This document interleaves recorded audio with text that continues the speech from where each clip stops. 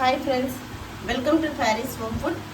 இன்றைக்கி வந்து டேஸ்டியான சுவையான தக்காளி ரசம் எப்படி செய்யலாம்னு சொல்லித்தரேன். வாங்க வீடியோக்குள்ளே போய் பார்க்கலாம்.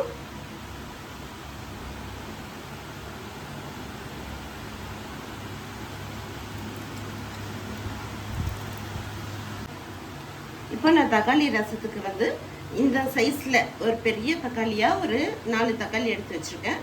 நீங்கள் வந்து சின்ன தக்காளி இருந்ததுன்னா ஒரு 5 தக்காளி எடுத்து வச்சுருக்கலாம் இந்த சைஸில். இப்போ இதை வந்து மிக்சியில் அரைக்கவே கூடாது, ஃபுல்லாக கையில் தான் போட்டு நல்லா பிணையணும். எவ்வளோக்கு எவ்வளோ ரசத்துக்கு வந்து நீங்கள் கையில் தக்காளி பிணையிறீங்களோ அவ்வளோக்கு அவ்வளோ இந்த ரசம் வந்து ரொம்ப டேஸ்ட்டாக இருக்கும்.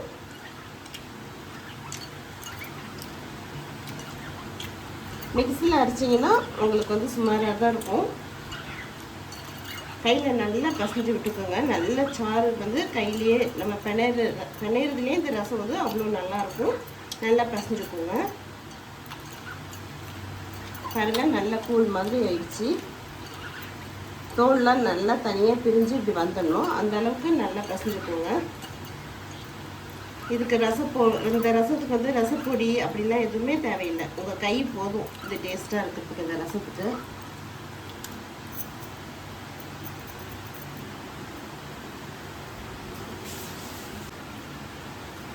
ஒரு துண்டு இஞ்சி எடுத்து வச்சுக்கோங்க. இப்போ வந்து இஞ்சி போட்டு தட்டிக்கலாம். ரசத்துக்கு இஞ்சி போடும்போது நெஞ்சு சளியெல்லாம் எடுத்துகிட்டு வந்துடும். அதனால தான் இந்த ரசத்துக்கு வந்து இஞ்சி போடுறோம். அடுத்து நல்லா ஒரு முழு பெரிய பூண்டு போட்டுக்கலாம். எப்படி ஒரு 20 பல்லு கிட்ட இருக்குது. பெரிய பூண்டாக போட்டுக்கோங்க. இதையும் தட்டி வைக்கும்போது நல்லா டேஸ்ட்டாக இருக்கும். உங்ககிட்ட அம்மி இருந்ததுன்னா அம்மியில் கூட தட்டிக்கலாம். ஒன்று பாதியா.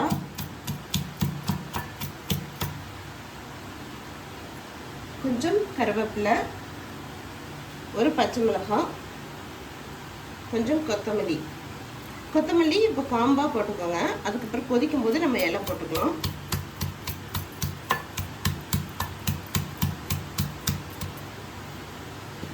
இதோட ஒரு டீஸ்பூன் சின்ன வெங்காயம் போட்டுக்கோங்க. ஒரு 5-6 சின்ன வெங்காயம் எல்லாம் சேர்த்து நல்லா இடிச்சுக்கோங்க.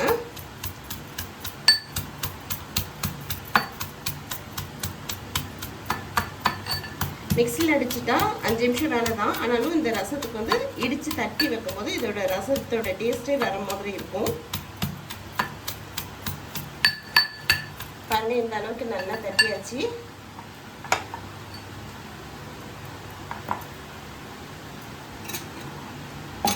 இப்போ ஒரு மிக்ஸி ஜார் எடுத்துக்கோங்க. மிளகு ஒரு டீஸ்பூன், சீரகம் ஒரு டீஸ்பூன் போட்டுட்டு தூள் பண்ணிட்டு வந்துடலாம். ஒரு லெமன் சைஸ்க்கு புளி வந்து ஊற வச்சுக்கோங்க. தண்ணியில் போட்டு இதை கரைச்சி வச்சுக்கோங்க.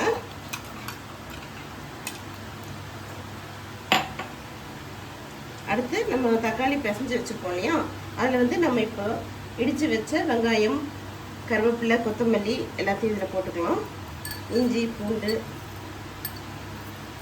இடிக்கும் போதே நல்லா வாசனையாக இருக்குங்க.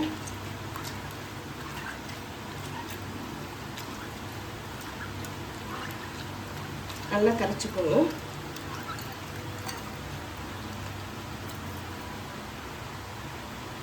தேவையான அளவுக்கு தண்ணி விட்டுக்கோங்க.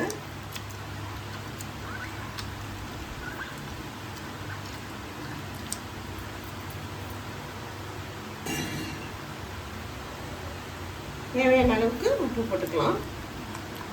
உங்களுக்கு உப்பு கம்மியாக வேணும், உப்பு கம்மியாக போட்டுக்கோங்க.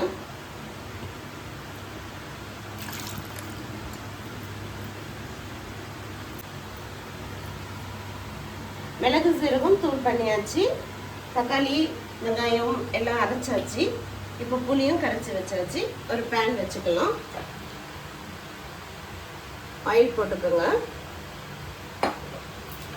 ஆயில் சூடாகட்டும்.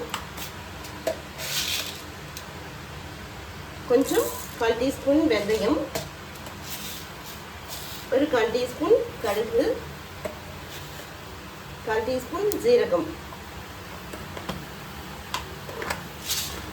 இந்த ரசத்துக்கு வெந்தயம் போடும்போது ரசம் நல்லா இருக்கும். பொரியட்டும்.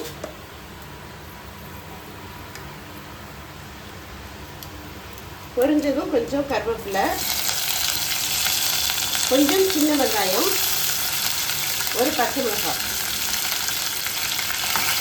போட்டுக்கலாம்.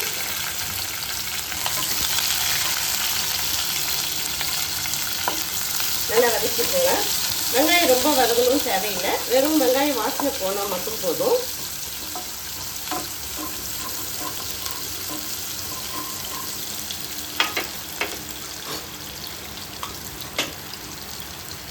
ஒரு அரை டீஸ்பூன் மஞ்சள் தூள் போட்டுக்கோங்க.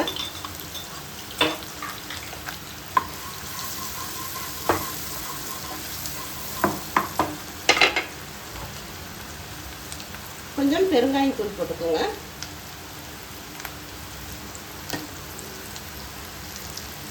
எடுத்து வச்சிருக்கிற தக்காளி தகுதி வச்சிருக்கிறத ஊற்றிக்கலாம்.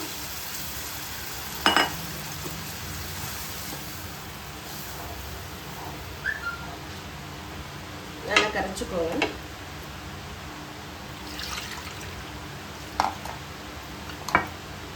ரசம் இப்போ புளி தண்ணி வந்து ஊற்ற போகிறோம்.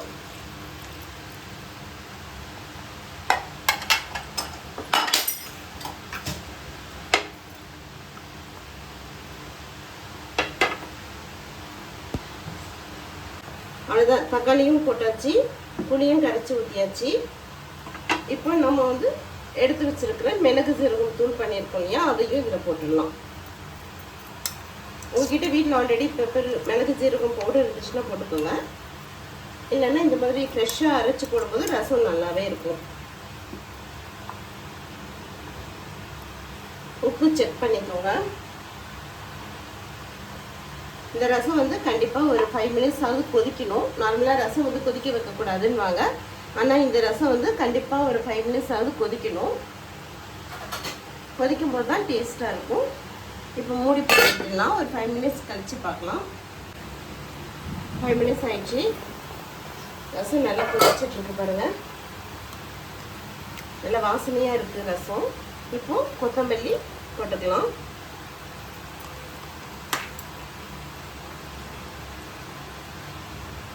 சூப்பராக மணக்க தக்காளி ரசம் நல்லா இருக்குங்க. நீங்களும் இதே மாதிரி சமைச்சு பாருங்கள். இது குழந்தைங்களுக்குலாம் இந்த ரசம் வந்து ரொம்ப நல்லது, சளிக்கெல்லாம் ரொம்ப நல்லது. நம்ம போட்டிருக்கோம் இல்லையா, இஞ்சி மிளகு எல்லாமே சளிக்கு நல்லது. அதனால் குழந்தைங்க வந்து கண்டிப்பாக இது சாப்பிட்டாங்கன்னா நல்லா பசிக்கும். அதனால் சாப்பிடாத குழந்தைங்களுக்கு கூட இந்த மாதிரி ரசம் செஞ்சு கொடுங்க. குழந்தைங்களுக்கு வந்து நல்லா பசிச்சு சாப்பிடுவாங்க. அவ்வளோதான், முடிஞ்சிச்சுங்க. சூப்பராக மணக்க தக்காளி ரசம் ரெடி ஆயிடுச்சுங்க.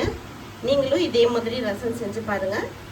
இந்த ரசம் உங்களுக்கு பிடிச்சிருந்ததுன்னா லைக் பண்ணுங்கள், ஷேர் பண்ணுங்கள், சப்ஸ்கிரைப் பண்ணுங்கள், கமெண்ட் பண்ணுங்கள். தேங்க்யூ ஃபார் வாட்சிங்.